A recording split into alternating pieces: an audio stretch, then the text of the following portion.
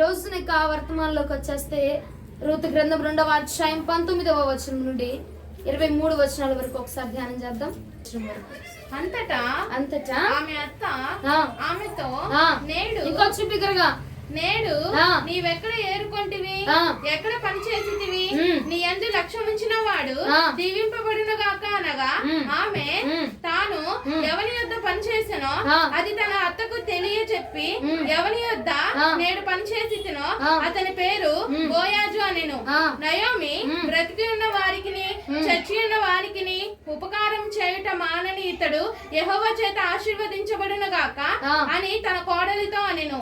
మరియు నయోమి, ఆ మనుషుడు మనకు సమీప బంధువు, అతడు మనలను విడిపింపగల వారిలో ఒకడని చెప్పగా, మోయాబీయురాలైన రూతు, అంతేకాదు అతడు నన్ను చూచి తనకు కలిగిన పంట కోత అంతయు ముగించు వరకు అతడి పని వారి యొద్ద నిలకడగా ఉండమని నాతో చెప్పాను నేను.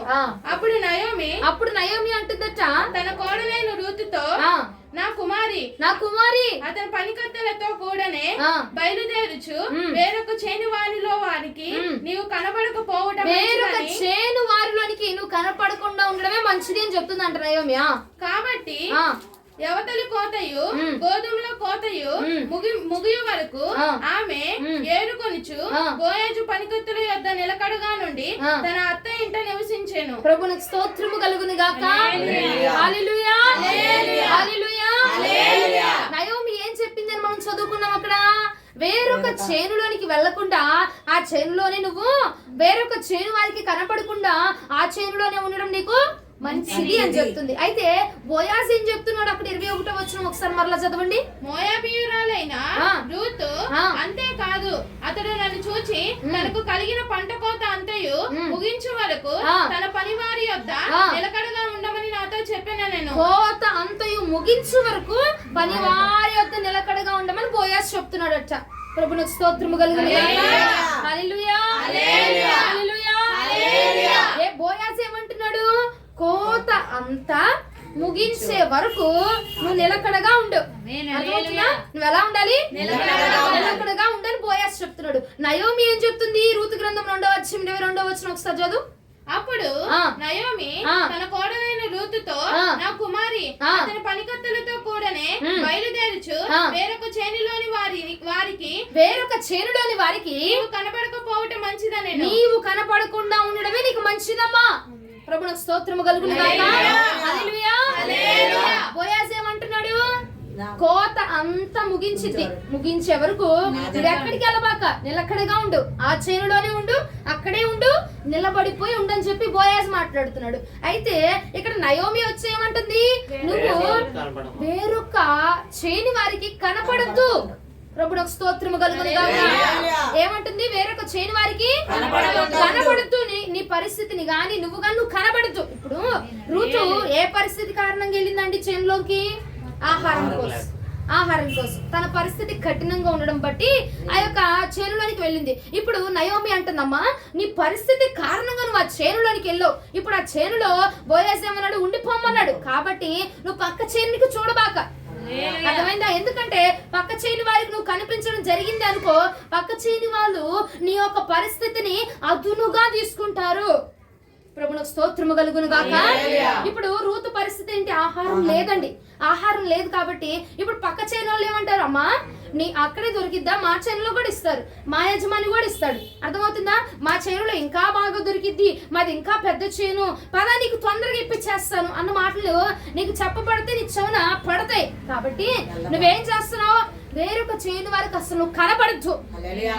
హల్లెలూయా అని చెప్పి నయోమి చెప్తుంది. ఎందుకంటే అంటే వారికి కనబడితే కనుక వాళ్ళు నిన్ను ఆకర్షించేస్తారు.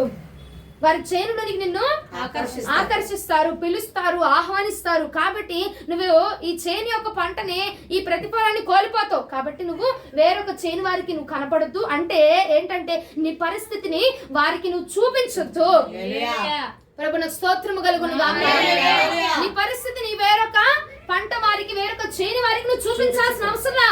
నా పరిస్థితి ఇది, నేను అందుకే ఈ చేనులోకి వెళ్తున్నాను, అయ్యగారు నన్ను బాగా చూసుకుంటున్నారు, చెప్తున్నాడు, అయ్యగారు నాకు ఇది చేశారు అన్నది ఎవరికి చెప్పాల్సిన అవసరం లేదు, నీ పరిస్థితిని ఇంకొకటికి కనపరుచుకోవాల్సిన అవసరం లేదు అని చెప్పి నయోమి ఎవరితో మాట్లాడుతుందండి? ఎవరితో మాట్లాడుతుంది? నీ పరిస్థితిని నీ చేనులోని బోయాజు దగ్గర మాత్రమే చూపించు. అర్థమైందా?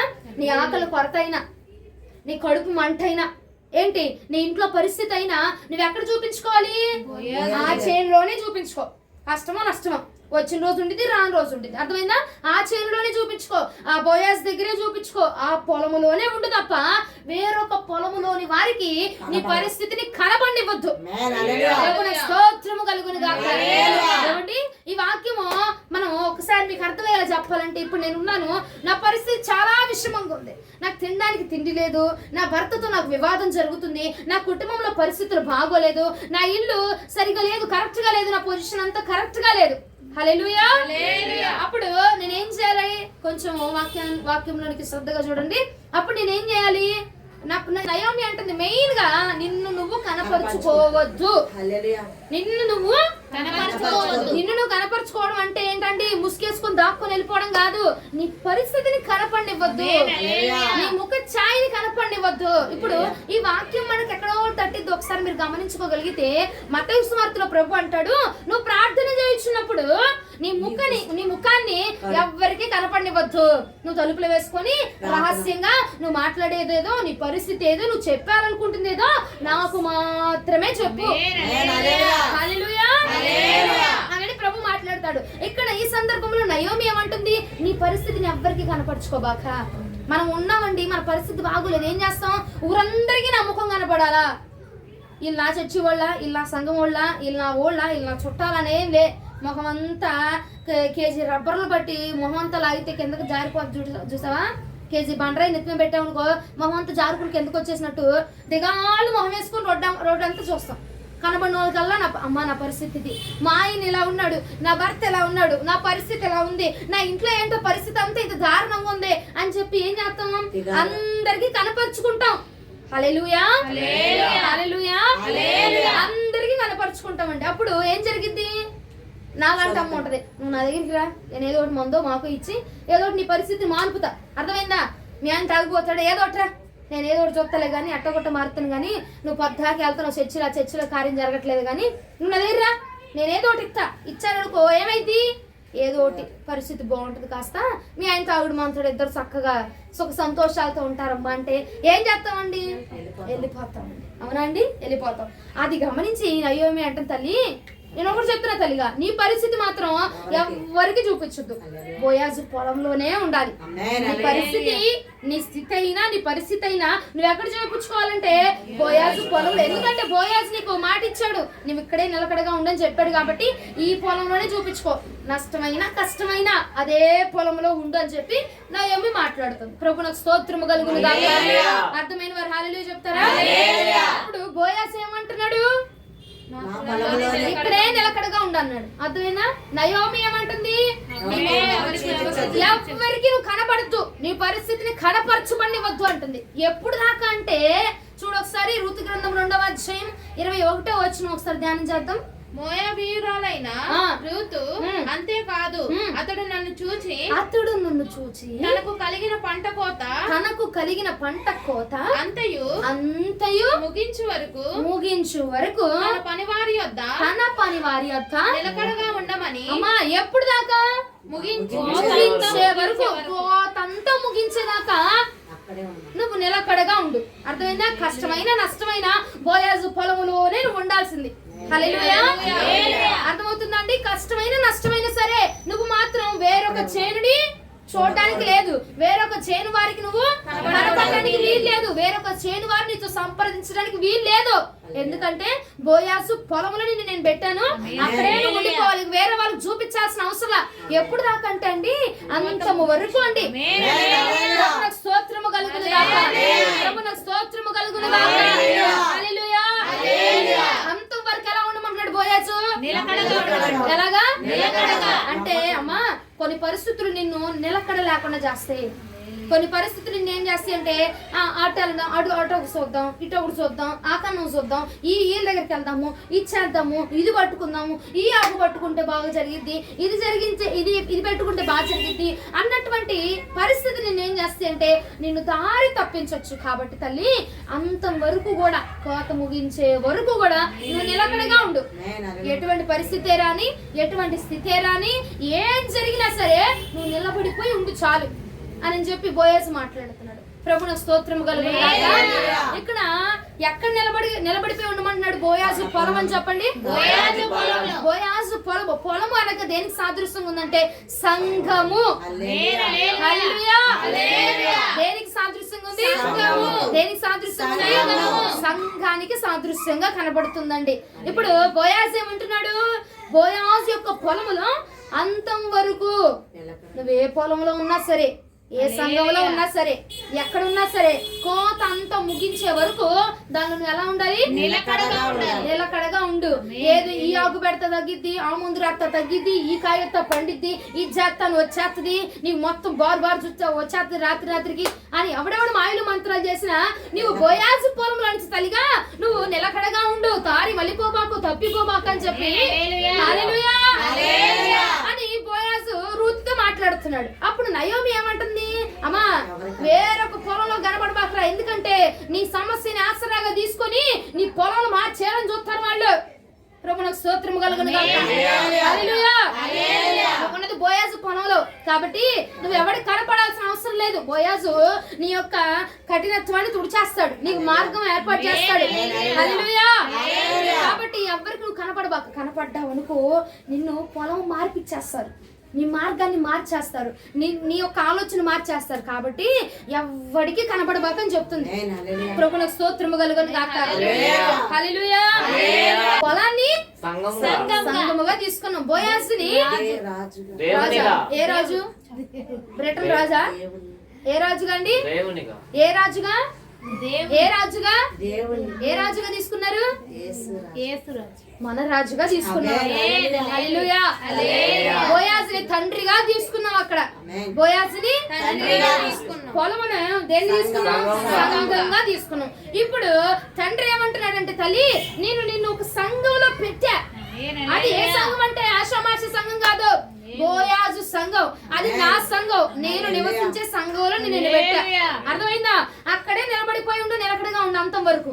మధ్యలో ఎవరొచ్చినా ఏదొచ్చినా నీ పరిస్థితి తారుమారు చేసినా నువ్వు కదలబాక, వెనకబాక, వడకబాక, నీ సంఘాన్ని మాత్రం విడిచిపెట్టి రాబాక అని చెప్పి నయోమి రూతుతో మాట్లాడుతుంది. ప్రభువునకు స్తోత్రము కలుగును గాక. హల్లెలూయా. ఇంతకు మనం ఏ సంఘంలో నిలకడగా ఉండాలి? బోయాజు సంఘం అని చెప్పండి. ఏ సంఘము?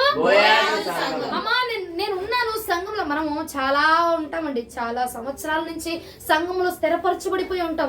మధ్యలో దేవుడు సంఘాన్ని తప్పిస్తా ఉంటాడు కొన్నిసార్లు. కొంతమంది ఇక్కడ మాకు అర్థం కావట్లేదు, అక్కడికి వెళ్తాము, ఇది నాకు కరెక్ట్ గా లేదు, ఇది నేను చేస్తాను, ఇక్కడ మాకు కనెక్ట్ అవుతుంది బాగా, ఇక్కడ ఆరాధన నాకు చాలా నచ్చింది, ఇక్కడ బాగుంది నాకు అని చెప్పి కొంచెం తిప్పుతూ ఉంటాం, మైండ్ని తిప్పుతూ ఉంటాం. ఓకేనా? అది దేవుడి చిత్తానుసారమైన సంఘం అయితే రైట్, ఇట్స్ ఓకే, దేవుడు అంగీకరిస్తాడు. కానీ మనం ఉంటున్నటువంటి సంఘము బోయాజును కలిగినటువంటి సంఘమా కాదా? హల్లెలూయా. హల్లెలూయా. వాక్యం ఏమని చెప్తుంది? బోయాజు పొలంలో నిలకడగా ఉండిపో. బోయాజు పొలం నుంచి తప్పిపోబాక, వేరొక చేను ఉంది, వేరొక మార్గం ఉందని ఎదుక్కోబాక. ఎందుకంటే బోయాజు చేనులో నీకు కావలసినదంతా కూడా దాచిపెట్టబడి ఉంచేసాడు. కాబట్టి దేవుడు నిన్ను దారి తప్పించో, మార్గం తప్పించో, ఏదో మార్చో, మందిచ్చో, మాకిచ్చో, ఎట్టగొట్ట ఆ మార్గం గుండా నడిపించాడు. ఎట్టగొట్ట బోయాజు పొలంలోనికి చేర్చాడు. హల్లెలూయా. ఇప్పుడు ఆ బోయాజు పొలంలో నువ్వు ఎలా ఉండాలంటే నిలబడిపోయి, నిలకడగా, తప్పిపోకుండా, హల్లెలూయా, నిలిచిపోయి ఉందుముగాక అండి. మరి మాకు ఎలా తెలిసిద్దండి బోయాజు పొలంలో ఉన్నామని ఎలా తెలిసిద్ది? ఇప్పుడు అండి, నీ కడుపులో ఒక గడ్డ వచ్చిందండి, ఆర్ఎంపీ డాక్టర్ దగ్గరికి వెళ్ళగానే తీసేస్తారండి? తీయరు కదా. అక్కడి నుంచి ఇంకొక మార్గం, అప్పుడు ఆపరేషన్ థియేటర్ దగ్గరికి పెద్ద హాస్పిటల్కి రాస్తారు. అవునా అండి? అవునా? కొంచెం చిన్నగా నిన్ను అడిగేస్తా. ఇప్పుడు పెద్దగా ఉంది, పెద్ద హాస్పిటల్కి వెళ్ళి నాకు ఆపరేషన్ చేసేయండి అంటే చేస్తారా? చేయరు. చిన్న చిన్న మార్గం నుంచే నువ్వు పెద్ద హాస్పిటల్కి వెళ్ళి అక్కడ ఆపరేషన్ చేయించుకుంటావు. అర్థమవుతుందండి? అలాగా మమ్మల్ని అమ్మ మేము పుట్టుకతో తల్లి సంఘం అని ఉన్నాం కదండి, మరి మా సంఘం ఎలా మార్చిద్దండి? మార్చే యాక్సెప్ట్ చేస్తారా అంటే, మన గాయం తగ్గడానికి ఫస్ట్ ఆర్ఎంపీ డాక్టర్ అవసరం, తర్వాత ఆపరేషన్ అవసరం. నిన్ను ఏ చేనుకు చేర్చాలో, ఏ పొలానికి చేర్చాలో, ఏ సంఘంలోనికి నడిపించాలో పరిశుద్ధాత్మ దేవుడు ఆఖరికి అక్కడికి నడిపిస్తాడు. హల్లెలూయా. అది మనం ఎలా గుర్తించాలమ్మా? నేను ఉంటున్న సంఘము బోయాజును కలిగినటువంటి సంఘమేనా అని నేను ఎలా గుర్తించాలి? ఇప్పుడు బోయాజు సంఘంలోనే నిలిచిపోయి ఉండమంటున్నాడు. ఎందుకంటే బోయాజ్ దగ్గరే రూతమ్మ నిలబడిపోయి ఉంది కాబట్టి తన జీవితానికి మోక్షం లభించింది. హల్లెలూయా. తన జీవితానికి విడుదల లభించింది. మనల్ని విడిపించువాడు ఇతనే అని చెప్పి నయోమి చెప్పగానే రూతు నయోమి మాట వినేసి వెళ్ళిపోయింది, మార్గంలోకి వెళ్ళిపోయింది, చేరేసుకుంది, ఆ మార్గాన్ని చేరుకుంది. ప్రభువుకు స్తోత్రము కలుగును గాక. హల్లెలూయా. మరి మనకి ఎలా తెలిసిద్దండి నేనున్న సంఘము బోయాజును కలిగినటువంటి సంఘమేనా, నేను ఆ సంఘంలో నిలకడగా ఉండొచ్చా అన్నది మనకు ఎలా తెలిసిద్ది అంటే, నీ సంఘంలో ఈ క్వాలిటీస్ కనుక ఉంటే, ఈ యొక్క క్వాలిటీస్ కనుక ఉంటే నువ్వు ఎక్కడికి కదలాల్సిన అవసరం లేదు. అక్కడే నిలబడిపోయి ఉండొచ్చు, నీకు ఆలస్యమైన అవ్వచ్చు, కానీ కార్యం దేవుడు తప్పకుండా జరిగించాడు. స్తోత్రము కలుగును గాక. ఎలా తెలిసిద్ది అక్క అంటే, ఋతు గ్రంథం 2వ అధ్యాయం 5వ వచనం నుండి 16 వచనాలు ఇక్కడ చదవద్దు, కానీ మీరు ఇంటికి వెళ్ళాక చదువుకోండి. చెప్పబడిన వాక్యాన్ని ఇంటికి వెళ్ళి అది కరెక్టా కాదా, సరిగా చెప్పారా లేదా అని ఇంటికి వెళ్ళి వాక్యాలు తీసి కాస్త చూసుకోవాల్సిందిగా ప్రభు పేరట మీ అందరికి మనవి చేస్తున్నానండి. ప్రభున స్తోత్రము కలుగును గాక. ఏం చేస్తారు ఇవాళ? ఋతు గ్రంథం 2వ అధ్యాయం 5 నుండి 16 వచనాలు చదివారనుకో మీకు అర్థమైపోతుంది. అందులో నేను మెయిన్ పాయింట్లు మీకు చూపిస్తా చూడండి. బోయాజు పొలమా కాదా మనం ఉంటుంది, మన సంఘం బోయాజును పోలి ఉన్నదా లేదా అన్నది మనం చూద్దాం. చూడండి ఋతు గ్రంథం 2వ అధ్యాయం 8వ వచనం. అప్పుడు బోయాజు రూతుతో నా కుమారి నా మాట వినుము, నా మాట వినమ్మా. వేరొక పొలములో ఏరుకున్నటకు పోవద్దు, వేరొక పొలానికి ఏరుకోవడానికి పోబాక, దీనిని విడిచిపోవద్దు, దీన్ని విడిచిపెట్టి వెళ్ళబాక. ఇచ్చట నా పనికత్తెల యొద్ద నిలకడగా ఉండుము, ఇచ్చట నా పనికత్తెల యొద్ద మాత్రమే నిలకడగా ఉండు. అందులో ఏమర్థమైందండి మీకు? ఎక్కడ ఏమంటున్నాడు? వేరొక పొలంలోనికి వెళ్ళొద్దు, ఇక్కడే నిలకడగా ఉండు. అంటే బోయాజు పొలము అంటే బోయాజును కలిగినటువంటి సంఘములో మొదటగా కనపడే లక్షణం ఏంటంటే రెస్ట్రిక్షన్స్ ఉంటాయి. హల్లెలూయా. అక్కడికి వెళ్ళొద్దండి, మీరు అది చెయ్యొద్దు, మీరు అవి చెందకూడదు, మీరు వాళ్ళతో మాట్లాడకూడదు, మీరు అవి ధరించకూడదు, మీకు అవి తాగదు అన్నటువంటి రిస్ట్రిక్షన్స్ ఉంటాయండి. అదే బోయాజును కలిగినటువంటి సంఘంలో ముందు అమ్మగారు అయ్యగారు ఇది పెట్టుకోవద్దన్నాడు అని అయ్యగారి మీద పడద్దండి. బోయాజును కలిగినటువంటి సంఘంలో మొదటగా కనపడే లక్షణం అదండి. మా అయ్యగారు వెళ్ళొద్దన్నారు, ఆ చర్చిలకి వెళ్ళొద్దన్నారు, మాట్లాడొద్దన్నారు అని అది కాదు. కానీ నేను చెప్తుంది ఏ రెస్ట్రిక్షన్స్ అంటే లోకానుసారమైన వారు వెళ్ళుచున్నటువంటి మార్గంలో మనం వెళ్ళకూడదు. అటువంటి రెస్ట్రిక్షన్స్ ఉంటాయి. ఇవి నువ్వు చేయకూడదు, తాళి మనం కట్టించకూడదు, మనం శవమును ఊరేగించినప్పుడు డాన్స్ లేకూడదు. అలాంటివంటి కొన్ని పద్ధతులు బైబిల్ గ్రంథంలో ఉంచబడినటువంటి పద్ధతులు, రాయబడినటువంటి పద్ధతులు సంఘము చేయిస్తుంది. చూసావా? అదే బోయాజును కలిగినటువంటి సంఘము. మా అమ్మగారు ఫ్రీగా వదలదమ్మా బాబు. ఏంటి పొద్దాక చూసిద్ది, ఏంటి అది పెట్టావు, ఏంటి అవి పూసారు అని వెంటనే మరలా ఆదివారంలో వచ్చేసి వాక్యంలో చెప్పేసిద్ది. ఏంటి అట్ట వేసుకున్నారు, ఏంటి ఇట్ట పెట్టుకున్నారు అని చెప్పి పొద్దాక తిట్టేసిద్ది. పొద్దాక తిడతారు మా పాస్టర్ గారు, పొద్దాక శాపనార్థాలు పెడతారు, పొద్దాక ఇదైద్ది అదైద్ది అని చెప్తారు అని అంటే అండి, బోయాజును కలిగినటువంటి సంఘములో భద్రత ఉండిద్ది కాబట్టి రెస్ట్రిక్షన్స్ పెడతారు. ఇది మాత్రమే, ఈ పరిధి మీరు దాటకూడదు, దాటారనుకో మునిగిపోతారు. హల్లెలూయా. ఈ దాటారనుకోండి మీకు ఆపద వచ్చింది, దాటారనుకో మీకు జరిగింది అన్నది ఏంటిది? శాపనార్థమా? చైతన్యంలో హెచ్చరిక అని చెప్పండి. ఏంటది? హెచ్చరిక. దాటావనుకో పరిధి. ఇప్పుడు సముద్రానికి వెళ్తావు, దానిలో కొంచెం మటుకే పరిధి ఉండిద్ది, దాన్ని దాటావనుకో మునిగిపోతావు. అమ్మో శాపనార్థం పెట్టింది అందుకే నేను మునిగిపోయాను, శాపనార్థం పెట్టింది అందుకే నేను మునిగిపోయాను అని అంటే రీజన్ ఉంటుందా? అది హెచ్చరిక. దాన్ని గమనించుకో, బోర్డు రాయబడింది, దాన్ని గమనించుకో. దైవజనుల మాట కూడా హెచ్చరిక. కొన్ని అదుపులు, ఇక్కడ వరకే నీ పరిధి ఇంతే, ఈ పరిధి నువ్వు దాటకూడదు. ఈ సంఘానికి కొన్ని పరిధులు ఉన్నాయి, ఈ పరిధి మాత్రమే, దీనిలోని మాత్రమే ఉండాలి, దీన్ని దాటకూడదు. ప్రభువున స్తోత్రము కలుగును గాక. హల్లెలూయా. మన సంఘానికి కూడా దేవుడు ఒక పరిధి పెట్టాడు. అమ్మా తెల్లని వస్త్రాలు ధరించుకొనమని. ఏం ధరించుకోమన్నారండి? తెల్లని వస్త్రాలు అన్న పరిధి. ఉత్తములు పరిశుద్ధులు అడిగారు గురువారం కూడానా అని. ఒక పరిశుద్ధురాలు కూడా వేసుకురా. ప్రభువునకు స్తోత్రము కలుగును గాక. వేసుకొచ్చిన బిడ్డలను ప్రభు దీవించును గాక. హల్లెలూయా. ఇది నేను ఉంటుంది బోయాజు పొలమేనా అండి? నన్ను దేవుడు ఈ పొలంలో నీకు చేర్చాడు, ఇది నేను కరెక్టేనా? ఈ సంఘం ఉన్నది నేను కరెక్టేనా? గొర్రె ఊపుతున్నట్టు ఊపుతున్నానా? నేను వాళ్ళు చెప్పింది చెప్పేసారు, అయిపోయింది, నేను మూసుకొని ఇంటికి వెళ్ళిపోతున్నాను, బైబిల్ మూసేసి అన్నది ఆ మైండ్ లో ఉండద్దు. కానీ నీవుంటున్న సంఘంలో పరిధి ఉన్నదా? ఇది చేయకూడదు, ఎక్కడికి వెళ్ళకూడదు, ఇలాంటివి మనకి తగదు, ఇలాంటివి మనం చేయకూడదు, ఇలాంటివి నువ్వు పెట్టుకోకూడదు, ఇలాంటి వాళ్ళతో నువ్వు మాట్లాడకూడదు, నలుగురు నువ్వు కలవకూడదు, రోడ్లు ఎమ్మడబడి తిరగకూడదు. ఇలాంటి ఒక పరిధి నీ సంఘములో ప్రేరేపించబడుతుంటే, చెప్పబడుతుంటే గనక అవును నువ్వు కలిగింది, నువ్వు ఉన్నది బోయాజు సంఘము. హల్లెలూయా. హల్లెలూయా. ఎక్కడ పడితే అక్కడికి వెళ్ళకూడదండి. బోయాజును కలిగినటువంటి సంఘములోనే మనం ఉండాలి. ఆ బోయాజును కలిగి ఉన్న సంఘంలో ఏముంటాయి? పరిధులు అని చెప్పండి. పరిధి ఉండింది, ఇక్కడ వరకు మాత్రమే. నువ్వు చేయడానికి వీల్లే, లోకానుసారంగా పరిగెత్తడానికి వీల్లే, వాళ్ళ వీళ్ళ ముచ్చట్లు పెట్టడానికి వీల్లేదని చెప్పి బైబిల్లో ఉన్నటువంటి పరిధులను నీకు ఆనకట్టలుగా వేసి అక్కడతో నిన్ను ఆపేస్తానని ప్రభువునకు స్తోత్రము కలుగును గాక. ఈ సంఘంలో అది ఉంటే గనక నువ్వున్నది బోయాజు సంఘమే. హల్లెలూయా. అంతవరకు కోత అంతవరకు ఆ సంఘంలో నిలబడిపోయి ఉండిపోవచ్చు. ఎందుకంటే ఆలస్యం అవ్వచ్చు, కానీ ఆ సంఘంలో నీకు అద్భుతం జరిగింది. ఎందుకంటే నిలబెట్టింది బోయాజు సంఘంలో గనక నీకు అద్భుతం, ఆశ్చర్యం ఆటోమేటిక్ గా జరిగిపోతుంది. స్తోత్రము కలుగును గాక. చాలా మంది జనాలకి ఈ అవసరంలా, పరిధుల అవసరంలా.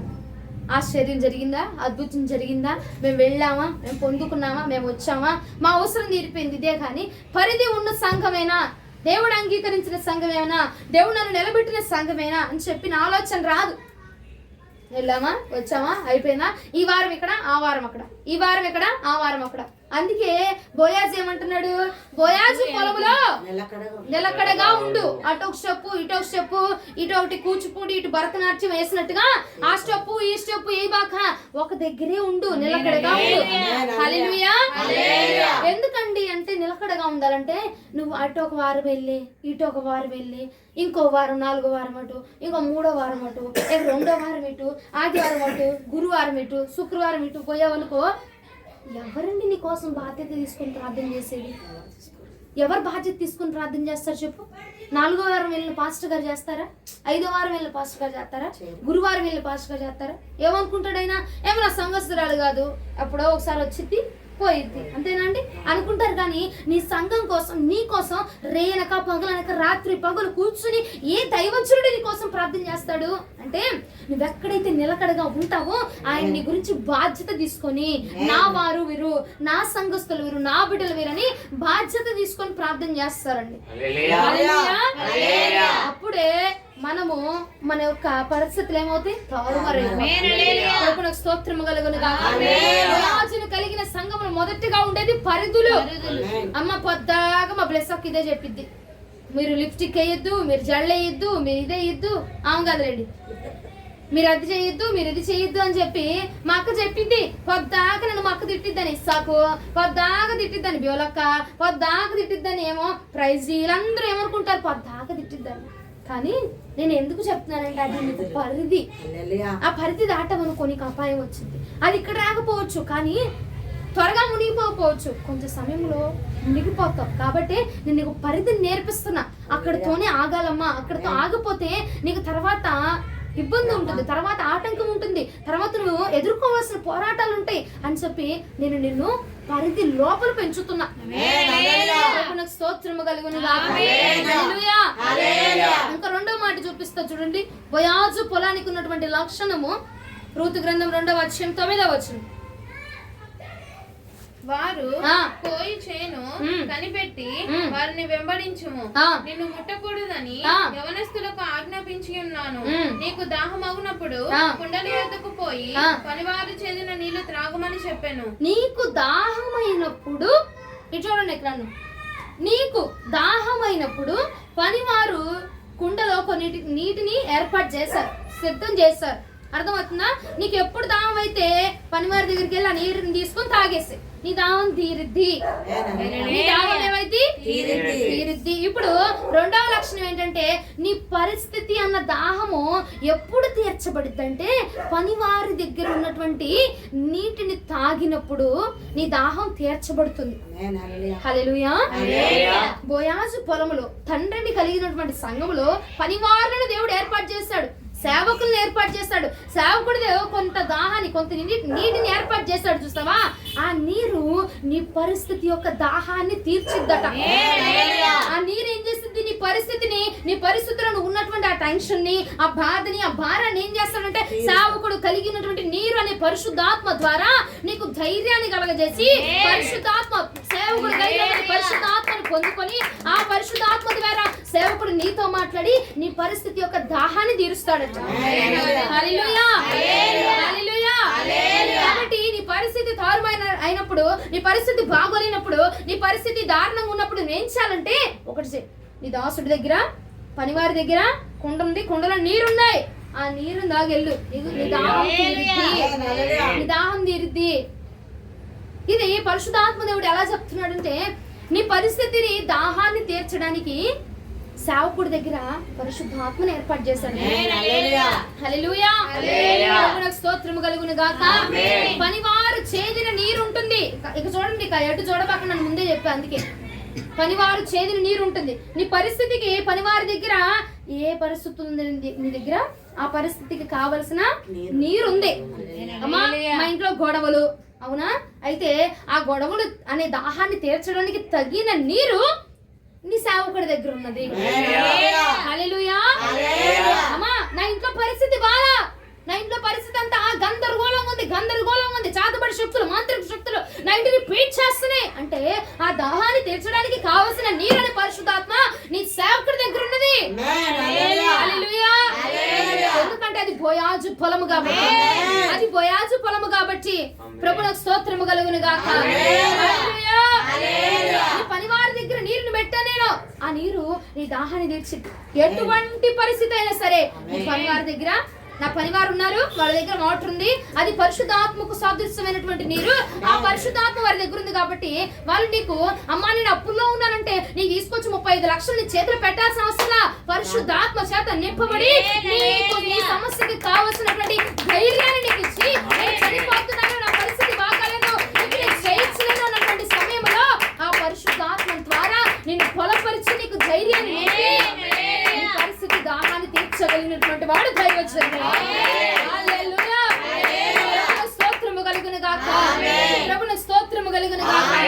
అందుకని బోయాజు అంటున్నాడు, నీకు కావలసిన పరిస్థితికి కావలసిన దాహము నీరు సేవకుడి దగ్గర ఉంది, వెళ్ళు తాగంతే. అక్కడికి ఇక్కడ పరిగెత్తాల్సిన అవసరంలా. ఆల్రెడీ ఏ సిచ్యువేషన్ ఉన్నా ఆ సిచ్యువేషన్ తగిన పరిశుద్ధాత్మ మాట్లాడడానికి బీ రెడీగా ఉన్నాడు అక్కడ. వెళ్ళిపో చాలు, దైవజనుడి దగ్గరికి వెళ్ళిపో, నా పరిస్థితి అని చెప్పు చాలు, పరిశుద్ధాత్మ దేవుడు దిగొచ్చేసి నీకు ఆ పరిస్థితికి తగిన జవాబుని ఇస్తాడు. నీ పరిస్థితి దాహం తీర్చబడిపోతుంది. హల్లెలూయా. హల్లెలూయా. మా పాస్టర్ గారికి ఏమన్నా తక్కువ, పాస్టర్ గారికి ఏమన్నా తక్కువ ఉంటున్నారుగా, మేడల బిల్డింగుల్లో మేడ కట్టిన దానిలో ఉంటున్నారుగా. వచ్చి పరిస్థితి బాగోలేనప్పుడు పేదలకు సహాయం చేయొచ్చు కదండి, పరిస్థితులు బాగోలేనప్పుడు సంఘ విశ్వాసులకు సహాయం చేయొచ్చు కదండి, పరిస్థితి బాగోనప్పుడు సంఘానికి ఇలాగా బాగోలేదన్నప్పుడు వెళ్ళి పండో పలారమో కాయో బూయో బూస్ట్ ప్యాకెట్ హార్లిక్స్ ప్యాకెట్ ఏదో ఒకటి తెచ్చి వాళ్ళని తీర్చచ్చు కదండి అని అంటే, అండి నువ్వు కలిగింది బోయాజు కలిగినటువంటి సంఘంలో, బోయాజు సంఘంలో ఉన్నావండి, నీకు తీసుకొచ్చి బోయాజు సంఘంలో నీ శరీరమైన శారీరక అవసరం తీర్చదు. బోయాజు సంఘం అంటే ఆత్మకు కలిగినటువంటి దాహాన్ని తీర్చింది, ఆత్మ దాహాన్ని తీర్చింది బోయాజు. నీకు బాగాలేదు, బూస్ట్ బ్యాట్ ఇస్తాను, ఆ బూస్ట్ బ్యాట్ తోనే జీవితాంతం ఉండిపోతాం. అమ్మగారు జీవితాంతం వచ్చిందా బూస్ట్ వెయిట్? ఓ 4 రోజులు, వారం రోజులు, 2 వారాలు వస్తుంది, అవునా? అయిపోయింది. మరి ఆ తర్వాత ఏమైంది? ఆ తర్వాత మళ్ళీ అయ్యగారు వచ్చిస్తారా? ఎవరు కదండి. మరి అదే పరిశుద్ధాత్మ దేవుడు దిగి వచ్చి నీ ఇంట్లో నీతో మాట్లాడితే ఆ మాట జీవితాంతం వరకు నీకు చెప్పుచ్చిన పాయింట్ మీకు అర్థమవుతుందా? మా పాస్టర్ గారు 500 కూడా చేతిలో పెట్టలే, నాకు వెళ్తానే ఉన్నా సంఘంలోనికి. 2 రూపాయలు కూడా ఇవ్వదు బాబు, పెన్ను ఎగ్జామ్ అంటే మాకు పెన్నులు కూడా ప్రార్థన చేసేవదు అని అనుకుంటారేమో కానీ హల్లెలూయా. అవునండి, మనం కలిగింది బోయాజు సంఘంలో ఉన్నాం కాబట్టి నేను నీకు రూపాయి ఇవ్వకపోవచ్చు, నేను నీకు ధనం ఇవ్వకపోవచ్చు, కానీ నేను మీ మీద చేతుల నుంచి ప్రార్థన చేసి నీ యొక్క సమస్యకి కావలసినటువంటి ఆ పరిష్కారాన్ని అందింపజేసేటువంటి అభిషేకించబడిన హస్తం నా దగ్గర ఉంది. పరిశుద్ధాత్మ దేవుడు నా దగ్గర ఉన్నాడు. నేను వచ్చి నేను చెప్తా, అమ్మా ఇది పరిస్థితి, ఇది నువ్వు చేసావనుకో శాశ్వత కాలపు పరిష్కారం అది. అర్థమవుతుందా? నా ఇంట్లో పరిస్థితి బాగాలేదమ్మా, ఏం చేయను అంటే ఇదిగో 1000 రూపాయలు చేతిలో పెట్టుకో, ఇక కానీ పండు పలహారం తెచ్చుకొని తిని 4 రోజులు ఇదిగా ఉండు అని చెప్పి వెళ్ళిపోయాను అనుకో, ఏం ఉపయోగం? ఏమవుతుంది? 4 రోజుల తర్వాత మళ్ళా యథావిదే, మరలా దొంగకోవడం, మరలా ఉత్తుకోవడం, మరలా రుద్దుకోవడం, ఇదే పని. అవునా అండి? అదే దేవుడు దిగు వచ్చి పరిశుద్ధాత్మ దేవుడు తల్లిగా ఇది నీ పరిస్థితి, నువ్వు చేసావు, ఇది ఒప్పుకో, నీ పరిస్థితిని తారుమారు చేస్తాను దేవుడు దిగి వచ్చి మాట్లాడితే ఆత్మదాహం తెరచబడి నువ్వు ఎవరి దగ్గర చేయాల్సిన అవసరం లేదు. అదండి బోయాజు కలిగినటువంటి సంఘంలో ఉండేటువంటి 2వ లక్షణం అది. 2వ లక్షణం ఏంటంటే పరిశుద్ధాత్మ ద్వారా నీ దాహాన్ని తీరుస్తారు అక్కడ. అర్థమవుతున్నారు? హల్లెలూయా చెప్తారా? హల్లెలూయా. ఇది బోయాజు పొలం అండి. ఇక్కడ ధనము కాదు, ధైర్యము నింపే పరిశుద్ధాత్ముడు ఉన్నాడు. ఈ పరిస్థితి దాహని తీర్చు పరిశుద్ధాత్ముడు ఉన్నాడు. హల్లెలూయా. స్తోత్రము కలుగును గాక. కాబట్టి మనం ఇంకొక పొలానికి వెళ్ళాల్సిన అవసరం లేదు. అర్థమవుతుందా? నువ్వు ఒక చోటుకి వెళ్ళి ఒక నీకు దొరకకపోతే ఇంకో చోటుకి వెళ్తామండి, అవునా? దొరికితే వెళ్తావా? వెళ్ళవసరంలా, నీ పొలంలో నీకు అన్ని సమృద్ధిగా ఉన్నాయి కాబట్టి నయోమి అంటుంది ఋతుతో, తల్లిగా నువ్వు ఇంకొక పొలం వైపు గాని వారికి గాని నిన్ను కనబరుచుకోబాక. కనబరుచుకున్నావు అనుకో, ఇంత మేలు ఇంత ఆశీర్వాదం పోగొట్టేసుకుంటావు నువ్వు, ఇంత మేలు పోగొట్టుకుంటావు నువ్వు. ఫస్ట్ పరిధి ఉంది నీ సంఘంలో, పరిధి, ఆ పరిధిని దాటామనుకు నీకు అపాయం వచ్చింది. కాబట్టి నువ్వు వేరొకరి వైపు చూడబాక. 2వది పరిశుద్ధాత్ముడు, నీ దాహాన్ని తీర్చే పరిశుద్ధాత్ముడు ఉన్నాడు సంఘంలో, కాబట్టి నువ్వు వేరొక వైపు చూడాల్సిన అవసరం లేదు. ప్రభువునకు స్తోత్రము కలుగును గాక. అయ్యో మీరు రూతుతో మాట్లాడుతుంది, ఇంకెంతైనా ఇంకా చాలా ఉంది చూడండి. రూతు గ్రంథం 2వ అధ్యాయం 12వ వచనం. యెహోవా నీవు చేసిన దానికి ప్రతిఫలం ఇచ్చెను. ఇశ్రాయేలీయుల దేవుడైన యెహోవా రెక్కల క్రింద సురక్షితముగా నుండినట్లు నీవు వచ్చితివి. ఆయన నీకు సంపూర్ణమైన బహుమానం ఇచ్చునని ఆమెకు ఉత్తరం ఇచ్చెను. ఏ బహుమానం? ఏ బహుమానం? 500 ఇచ్చేసి, అమ్మగారు 1000 రూపాయలు ఇచ్చేసి, నేను అట్లా అంటలేదులేండి, ఇప్పుడు 1000 రూపాయలు ఇచ్చేసి నేను వస్తా, 4 రోజులు నీ అవసరం తీరిపోద్ది, 4 రోజులు తీరిపోద్ది, సంపూర్ణమైన బహుమానం అయిద్దా? పరిశుద్ధాత్మ దేవుడు వచ్చి, అరే ఇగో ఈ పొల్ల ఇక్కడ అడ్డు ఉండడం వల్ల నీకు ఆపద ఉంది, దీన్ని తొలగించావనుకో ఏంటి నీ పరిస్థితి అంతా ఫ్రీగా నువ్వు నడవచ్చు. నీ ఫ్రీగా నడువు, ఏమవుదు. ఇప్పుడు నువ్వు దారిలో నడుస్తున్నావు, అరే నేను నీకు 500 ఇస్తా, బూట్లు కొనుక్కో. ఏమిటి? బూట్లు కొనుక్కున్నావు అనుకో, నీకు మార్గంలో ముళ్ళున్నా, రాళ్ళున్నా, రాయులున్నా, రప్పలున్నా ఏం తగలదు, గుచ్చుకోవు అని చెప్తే, సరే ఇచ్చాను, బూట్లు కొనుక్కున్నావు, వేసుకున్నావు, వెళ్ళావు. 4-5 రోజులు బాగుంటది. 5వ రోజు దిగదా? రాయి దిగదా? ముళ్ళు దిగదా? బూట్లలోకి దిగవా? షూలోకి దిగవా అండి? దిగవా?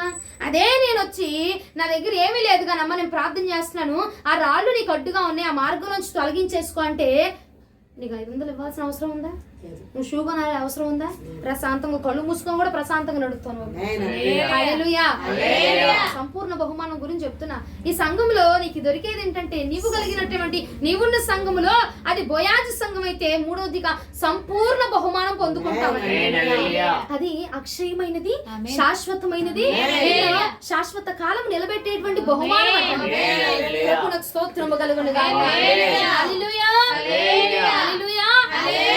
అది బోయాజు సంఘం అంటే అది సంపూర్ణ బహుమానం దొరికిద్దట. ఆ సంపూర్ణ బహుమానం ఇక్కడ నీ చేతిలో పడకపోవచ్చు, అక్కడ పరిశుద్ధాత్మ దేవుడు నీ చేతిలో పెట్టి సంపూర్ణ బహుమానాన్ని నీకు అందించబోయేటువంటి స్థలం అక్కడ ఉంది. హల్లెలూయా, స్తోత్రము కలుగును గాక. ఆయన ఇచ్చేది స్థిరమైన బహుమానం. ఏ బహుమానం? స్థిరమైన. ఏ బహుమానం? స్థిరమైన. సంపూర్ణ బహుమానం ఇస్తాడంట. నీ సంఘంలో నీకు సంపూర్ణత దొరికిద్ది. అది లేట్ అయినా అవ్వచ్చు, ఆలస్యమైనా అవ్వచ్చు, కానీ సంపూర్ణంగా దొరికిద్ది. దొరకదని చెప్పట్లా, దొరికిద్ది, కాకపోతే కొంచెం ఆలస్యం అవ్వచ్చు. నువ్వు పొందుకుంటావు మేలు, కాకపోతే కొంచెం ఆలస్యం అవుతుంది అంతే. నా దేవుడు సంపూర్ణమైన బహుమానం నేను చేతులు పెట్టాను. ఎందుకంటే మనం ఉన్నది బోయాజు సంఘం. స్తోత్రము కలుగును గాక.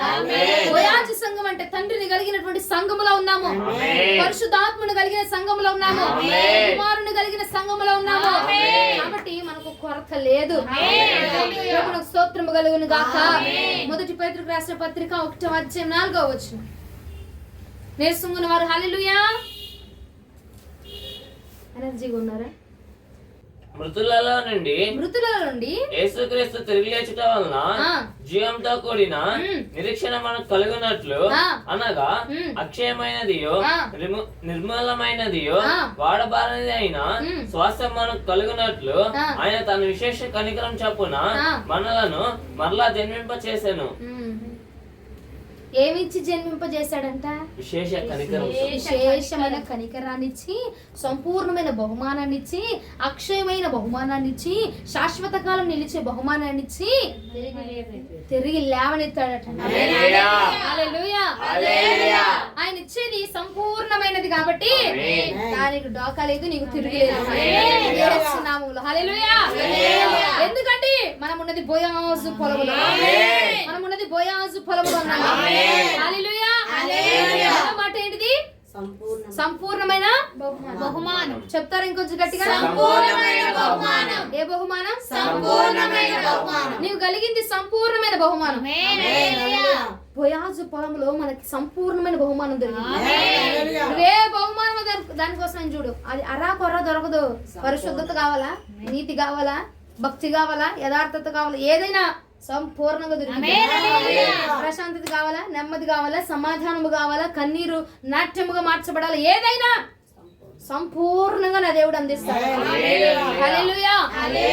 4వ మాటకి వద్దాం చూడండి. రూతు గ్రంథం 2:13 అందుకు ఆమె, నా ఏలినవాడా నేను నీ పనికత్తెలలో ఒక్కదానిని కాకపోయినను నీవు నన్ను ఆదరించి నీ దాసురాలనగు నాయందు ప్రేమ కలిగి మాట్లాడవు కాబట్టి నా ఎడల నీకు కటాక్షము కలగనిమ్మని చెప్పాను. కటాక్షమును కలగనిమ్మని చెప్పుచునుందట. ఎందుకు కటాక్షమును కలగనిమ్మని చెప్తుందంటే ఆమె ఎవరో తెలీదు, ఎటు నుంచి వచ్చిందో తెలీదు, ఏ చుట్టుపక్కలయో తెలీదు. అయినా వచ్చి పొలంలో చేర్చబడగానే నీకు కావలసినంత తీసుకో తల్లి, అదవుతున్నా, నీకే ఇబ్బంది లేదు, ఏ ఆటంకం లేదు, నీకు ఎంత కావాలంటే అంత తీసుకొని చెప్పి కనికరాన్ని చూపించి ఆదరించాడట. హల్లెలూయా. 4వదిగా ఏం దొరుకుతుంది? ఆదరణ. ఏం దొరుకుతుందండి? కొంచెం గట్టిగా ఆదరణ దొరికిద్దంట. ఆదరించేవాడు. ఇప్పుడు మనం ఇది లేటెస్ట్ జనరేషన్ కాబట్టి అండి, మన ఇంట్లో వాళ్ళకి ఆదరణ చూపిరు. నీ నువ్వు చేసుకున్న పాపం అది, అంతా నువ్వు చేసుకుంది, నీకు చుట్టుకుంది, ఎవడేం చేయమంటావు? ఇప్పుడు వస్తే బతుకుంటారా, క్లాస్ వస్తే ఇంకా అయిపోయినట్టే నీ జీవితం అంటారు తప్ప ఆదరించేవాడు ఎవడైనా ఉన్నారు? ఆదరించేవారు లేరు. కానీ బోయాజు సంఘములు మనకు దొరికేది మొదటిగా ఆదరణ. ఆదరించేవాడు దొరుకుతాడట. హల్లెలూయా. నువ్వెవరో తెలియకపోయినా, నువ్వు ఎటు నుంచి వచ్చావో తెలియకపోయినా, నువ్వు ఎక్కడ దానివో తెలియకపోయినా, నీ స్థితిగతులు ఏంటో, నీ పుట్టు పూర్వం ఏంటో తెలియకపోయినా సరే నీ కొరకు స్టాండ్ తీసుకుని నిలబడిపోతాడట దైవజనుడు. హల్లెలూయా. ఎందుకంటే నువ్వు ఉన్నది బోయాజు సంఘంలో కాబట్టి బోయాజు సంఘంలో నీ కొరకు స్టాండ్ తీసుకునే వారిని దేవుడు నిలబెడతాడు. ఎందుకు అంటే అది బోయాజు సంఘం అండి. బోయాజు సంఘంలో ఆదరణకు కొరత ఉండదండి. ఉండదండి. బోయాజు సంఘంలో ఆదరించి వాడికి కొరత ఉండదండి. నిలబడడానికి కొరత ఉండదండి. హల్లెలూయా. నీ కొరకు నువ్వెవరో తెలియకపోయినా సరే నీ పరిస్థితి చక్క బుడ్చే వరకు నీ కొరకు స్టాండ్ తీసుకొని నిలబడిపోతావు. హల్లెలూయా. బాగుంది, అంతా బాగుంది ఇప్పుడు అక్క అని చెప్పేదాకా పెట్టకుండా నీ వైపు ఆదరణ చూపించేవారు బోయాజు పొలంలో నిలబడిపోతారు. హల్లెలూయా. ప్రభువునకు స్తోత్రము కలుగును గాక. ప్రభువునకు స్తోత్రము కలుగును గాక. హల్లెలూయా. అందరూ ఏదో అనుకుంటారు కానీ వచ్చేసాము, అయిపోయింది, మా పని అయిపోయింది, మేము చేపించుకున్నాం, వెళ్ళిపోయాం అనుకుంటారు కానండి. అయినా పర్వాలా, మనం ఉన్నది బోయాజు సంఘంలో. నా ఏరికి వస్తారు, ప్రార్థన చేయించుకుంటారు, కారం అయిపోయింది, వెళ్ళిపోతారు. ఇక మరలా 4వ వారం 5వ వారం ఇంకా కనపడరాలు. వాళ్ళు ఎవరో కూడా పుట్టు పూర్వత్వరాలు మనం ఏం కనపడు. ఎటు నుంచి వచ్చిందామా ఎడిపోయిందో కూడా తెలియదు. అవునా అండి? కానీ మనం ఏం బాధపడాల్సిన అవసరం, తండ్రి మనతో ఉన్నాడు. మనం ఉన్నది బోయాజు సంఘంలో. హల్లెలూయా. కొరత ఉందా నీకు? దైవజనుడు ఆదరణ నుంచి కొరత ఉందా? ఉందా అండి? సంపూర్ణ బహుమానం దొరికిద్ది అంటారు, దొరకదంటారా? ఈ వాక్యాల ప్రకారంగా మనం పరిశుద్ధతను కలిగి నడుచుకుంటే పరలోక రాజ్యంలో నీకు బహుమానం దొరికిద్దా, దొరకదా? సంపూర్ణ బహుమానం పొందు. నీ పరిస్థితికి తగిన దాహమును తీర్చుకునేటువంటి నీరు ఉన్నదా లేదా? ఉందా లేదా అండి సంఘంలో? ప్రభువునకు స్తోత్రము కలుగును గాక. హల్లెలూయా. ఏం బాధపడాల్సిన అవసరం లే. మనం బోయాజు పొలంలో ఉన్నాం కాబట్టి మన దాహము తీరిద్ది, మన పరిస్థితి మారిద్ది. ప్రభువునకు స్తోత్రము కలుగును గాక. హల్లెలూయా. 4వది ఏముండిద్ది? ఆదరణ. నీ కొరకు స్టాండ్ తీసుకొని నిలబడేటువంటి గుణం ఉంటదంట. అర్థమైందా? నేను త్వరగా ముగిస్తా, మీ నీరసం మొహాలు నేను చూడలేకపోతున్నా.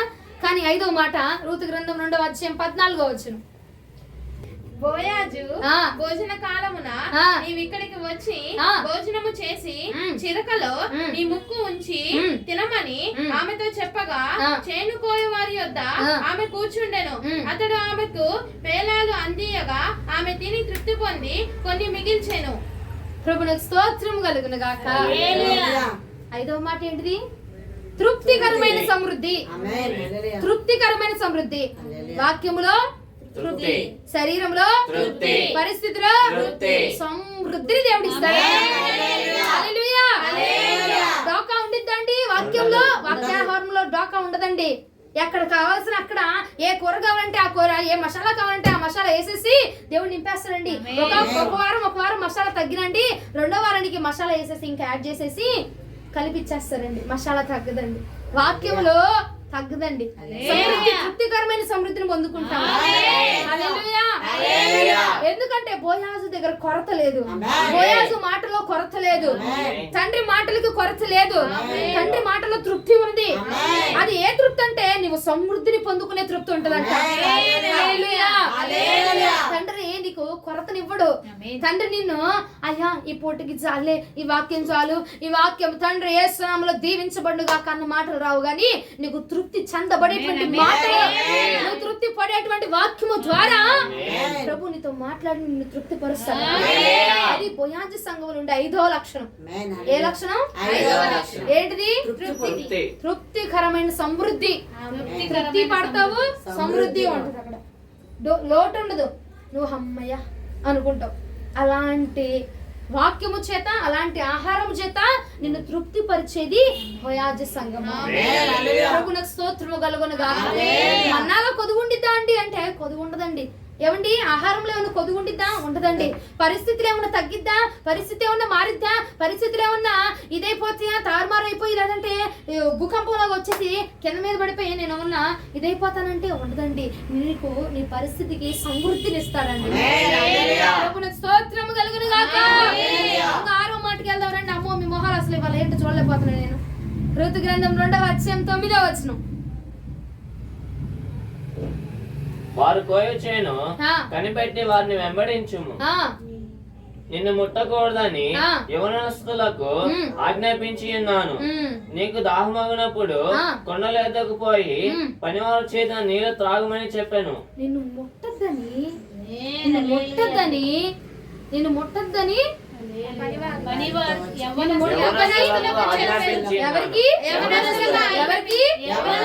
అస్సలు తాకద్దురా. చూడడానికి వీల్లేదు, వెళ్ళడానికి వీల్లేదు, అని చెప్పి ఆజ్ఞాపించి నీకు కావలసిన రక్షణ కవచం మొత్తం పెట్టేస్తాడు. హల్లెలూయా. ఏ అపవాది నీ వైపుకు రానివ్వకుండా రక్షణ కవచం వేచేస్తాడట. ప్రభువుకు స్తోత్రము కలుగును గాక. రావడానికి వీల్లేదు, నిన్ను దొంగలించడానికి వీల్లేదు, నీ వైపు కన్నెత్తి చూడడానికి కూడా వీల్లేదట. అలాగ నాకు కవచం, రక్షణ కవచం వేసేసి నీ చుట్టూరు నీకు కాపుదల పడతాడట. స్తోత్రము కలుగును గాక. ఆరవదిగా ఏముంటదంట? ఏముంటది? రక్షణ కవచం. ఎవరినైనా నీ వద్దకు రానివ్వడు, ఏ ఆపద నీకు రానివ్వడు. ఒకవేళ వచ్చినా పనివాడున్నాడు అక్కడ వచ్చి ఖండించేస్తాడు. పనివాడు ఎవడైనా యవనస్తుల్లో ఎవడైనా వచ్చి నిన్ను చూసాడా, వెంటనే పనివాడు వచ్చేస్తాడు. పనివాడు వచ్చేసి వాడిని అక్కడ చెత కొట్టేసి వాడిని నీ దగ్గర నుంచి పంపించేస్తాడు. ప్రభువుకు స్తోత్రం కలుగును గాక. నీ దగ్గరికి ఏదైనా దురాత్మ శక్తులు వచ్చినాయి అనుకో, నా పనివారిని పంపిస్తున్నా నేను, వారు వచ్చేసి ఆ వాటిని నుంచి మళ్ళింపజేసేస్తారు. ప్రభువుకు స్తోత్రం కలుగును గాక. అందుకే బోయాజు సంఘములో రక్షణ ఉన్నది. నువ్వు వెనక్కి తీసుకుని చూడాల్సిన అవసరం లేదు. ఇంకెవరైనా చేస్తారా, ఇంకెవరైనా వదిలిస్తారా, ఇంకెవరైనా ప్రార్థన చేస్తారా అని ఎవరి కోసం నువ్వు చూడాల్సిన అవసరం లేదు. ప్రభువుకు స్తోత్రము కలుగును గాక. హల్లెలూయా. లాస్ట్ ఫైనల్ మాట త్వరగా నేను చెప్పి ముగిచ్చేస్తున్నాను. చూడండి, రూతు గ్రంథం 2వ అధ్యాయం 15-16 వచనాలు. రూతు గ్రంథము 2వ అధ్యాయము 15-16 వచనాలు. ఆమె ఏరుకొనుటకు లేచినప్పుడు బోయాజు ఆమె పనుల మధ్యను ఏరుకొనుటకు ఆమెను అవమానపరచుకుడి, మరియు ఆమె కొరకు పిడికెళ్ళు పడవేసి ఆమె ఏరుకొనుటకు విడిచిపెట్టుడి, ఆమెను గద్దింపవద్దని తన దాసులకు ఆజ్ఞాపించెను. బా, ఎంత సెక్యూరిటీ! మళ్ళా చూడు ఎంత ఘనపరుస్తున్నాడో ఆమెని. ఏముంది 7వదిగా? ఘనత అని చెప్పండి. ఘనత. నీకు అవమానం రాదు, అవమానించొద్దు. నీ పరిస్థితి ఇది, నీ పరిస్థితిని బట్టి ఉన్నావు, నీ జీవితం ఇది, నీ బతికిది, ఇలాంటి మాటలు రావడానికి వీల్లేదు.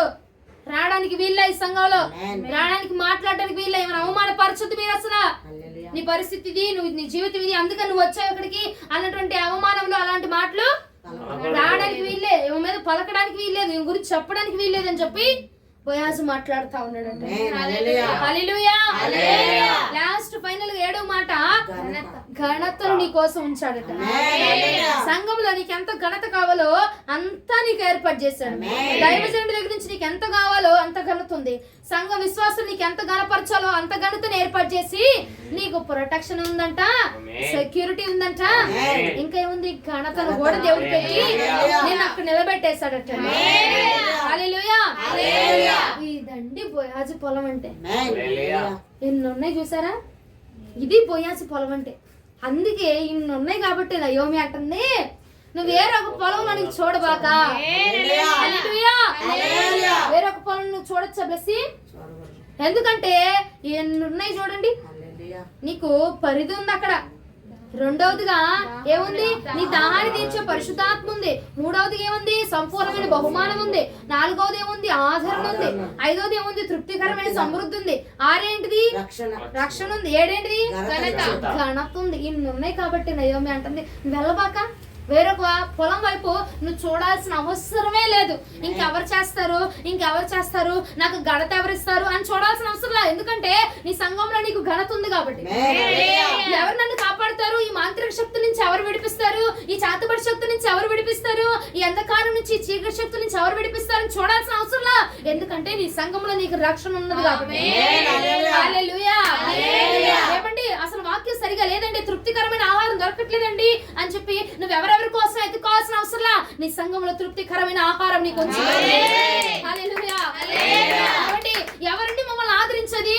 మేము ఈ పరిస్థితిలో ఉంటే దైవజనుడే వచ్చి మమ్మల్ని ఆదరించలేదు, దైవ సేవకురాలు వచ్చి మమ్మల్ని ఆదరించలేదు అని చెప్పి వాళ్ళని విడిచిపెట్టి వెళ్ళాలని అని చూడాల్సిన అవసరం లే. ఎందుకంటే నీ సంఘంలో నీకు కావలసినంత ఆదరణ దొరుకుతుంది. ఏమండి, సంపూర్ణ బహుమానం ఇక్కడ రాదండి, అక్కడ కదండి. ఆ సంపూర్ణ బహుమానం నాకు వచ్చిద్దంటావా? నేను ఎలాంటి భక్తి చేస్తే నాకు వచ్చిద్దంటావా? నేను దేవుడి దగ్గర ఉంటానంటావా? నా కిరీటము నిలబడిద్దంటావా? నేను ప్రభు దగ్గర ఉంటానని నరకంలో పడతా అన్న ఆలోచన నీకు రావాల్సిన అవసరం లేదండి. ఎందుకంటే ఈ సంఘములో నీకు సంపూర్ణ బహుమానం దొరకబోతుంది. హల్లెలూయా. నా పరిస్థితి చూస్తే ఎట్టుందండి, నా పరిస్థితి తగినట్టుగా ఎవరైనా మాట్లాడతారా, ఆదరణిస్తారా, లేదంటే దేవుడు వచ్చి మాట్లాడతాడా, నాకు ఈ పరిస్థితి నుంచి నన్ను బయటపడేసే మాట ఏమన్నా వచ్చిద్దా అని ఎవరైనా మాట్లాడతారా, పరిశుద్ధాత్మ కలిగిన వారు ఎవరైనా ఉన్నారా అని ఎత్తుక్కోవాల్సిన అవసరం లేదండి. ఈ సంఘములో పరిశుద్ధాత్మతో నింపబడిన పనివారు ఉంచబడ్డారు. హల్లెలూయా. ఇంకా పరిధులైతే ఇంకా చెప్పాల్సిన అవసరమే లేదు కదండి. సమృద్ధిగా ఉంటాయి, సమృద్ధిగా దొరుకుతాయండి. మీరు తిట్టినా తిట్టుకున్నా సమృద్ధిగా. ఎందుకంటే మీరు దాటారనుకో, పరిధి దాటారనుకో నీకు అపాయం కలిగిద్ది కాబట్టి, శోధన కలిగిద్ది కాబట్టి నీ మేలు కోరి, ఎందుకంటే మేలు చేయవాడే గాయపరుస్తాడంట. మేలు చేసే స్నేహితుడు, మేలు కోరే స్నేహితుడు ఏం చేస్తాడు, గాయపరుస్తాడు. కాబట్టి నేను మీ మేలు కోరుతున్నాను, కాబట్టి మీకు కొంచెం గాయమైనా పర్వాలా నా మాటలను బట్టి, కానీ దాని ప్రకారం మీరు అనుసరించి నడుచుకున్నారనుకో మీరు మేలు పొందుకుంటారు. హల్లెలూయా. ప్రభువునకు స్తోత్రము కలుగును గాక, స్తోత్రము కలుగును గాక. నీవు కలిగినటువంటి సంఘము బోయాజు పొలము వంటిదేనా? అయితే వేరొక పొలంలోనికి చూడాల్సిన అవసరం లేదు, వేరొక మార్గంలోనికి చూడాల్సిన అవసరం లేదు, వేరొక వైపు నువ్వు వెళ్ళాల్సిన అవసరం లేదు, అదా ఇదని ఎత్తుకాల్సిన అవసరం లేదు. ఎందుకంటే అభిషేకించి దేవుడు ప్రతిష్ఠించి సమర్పించి నిలబెట్టుకున్నటువంటి దైవ సేవకులు నీ దగ్గర ఉన్నారు కాబట్టి, దేవుడి సంఘంలో అటువంటి పని వారిని నిలబెట్టారు కాబట్టి నీకే డోకా ఉండదండి, ఏ సమస్య ఉండదు, ఏ కొదువ ఉండదు. సంపూర్ణమైన బహుమానం నీకు అందుబాటులో ఉంది. స్తోత్రము కలుగును గాక, స్తోత్రము కలుగును గాక. బోయాజు సంఘములో నిలకడగా ఉండిపో, వేరొక వైపు గాని వేరొక మార్గం గాని ఎత్తుక్కోవాల్సిన అవసరమే లేదు. ఎందుకంటే సమస్తము బోయాజు పొలంలో ఉందా అండి? ఉన్నదా? ఉందా? నీకు ఘనత కావాలి ఉందా? ఉందా లేదా? ఆదరణ కావాలి ఉందా లేదా? అభిషేకం కావాలి ఉందా లేదా? స్వస్థత కావాలి ఉందా లేదా? విడుదల కావాలి ఉందా లేదా? సమస్తాన్ని బోయాజు పొలంలో దేవుడు పెట్టేశాడు. అసలు వెనక స్టెప్ వేయాల్సిన అవసరం, వెనక చూడాల్సిన అవసరం. నయోమి చెప్తుందేమని ఋతు గ్రంథం 2:22 ఒకసారి చదువు ముగించేద్దాం. అప్పుడు నయోమి తన కోడలైన రూతుతో, నా కుమారి అతని పనికత్తులతో కూడానే బయలుదేరుచు వేరొక చేతులోని వారికి నీవు కనపడకపోవటం మంచిదనెను. వేరొక పొలంలోకి నువ్వు కనపడద్దు, వేరొక వైపు నువ్వు చూడొద్దు. నీ పరిస్థితిని చూపించుకోబాకు, వాళ్ళు ఆకర్షించేస్తారు. నీ పరిస్థితి ఏదైనా సరే సంఘములోనే బోయాజు దగ్గరే పనివారి దగ్గరే నువ్వు చూపించుకో చాలు. ముగింపు వరకు నమ్మకంగా ఉండు, నిలకడగా ఉండిపో చాలు. జీవ కిరీటాన్ని నువ్వు పొందుకుంటావు. హల్లెలూయా. ఎందుకంటే ముగింపు వరకు కూడా అంతం వరకు సహించిన వాడు జీవ కిరీటం పొందుకుంటాడు. ఏం పొందుకుంటాడు? ధన్యుడే. ఎందుకంటే జీవ కిరీటం, అంత భక్తి చేసి జీవ కిరీటం పొందుకుంటామంటే ధన్యతే కదండి. ఇది ధన్యతే. ఆ ధన్యత కంటే ముందు జీవ కిరీటం పొందుకుంటున్నాం, అది ఇంకా గొప్ప ధన్యత. ప్రభువునకు స్తోత్రము కలుగును గాక. కాబట్టి బోయాజు పొలములు ఎలా ఉండాలి? ఎప్పటి వరకు? ఎప్పటి వరకు? కోత ముగింపు వరకు. ఎటు చూడద్దు, ఎటు పోవద్దు, ఏమి చేయొద్దు, ఏం ఆలోచించబాక నీ యొక్క బోయాజు పొలంలో నీకు సమృద్ధి దాచుకో. హల్లెలూయా. ఎంతమందికి అర్థమైంది వాక్యం? అర్థం కాలేదా? ప్రభు నీకు స్తోత్రం. అర్థం కాని వారందరినీ కూడా ప్రభు 30గా 60గా 100గా దీవించును గాక. వాక్యం ప్రభు మన వెనుకలో దీవించును గాక. ఆమేన్. మోకరించి ప్రార్థన చేసుకుందాం.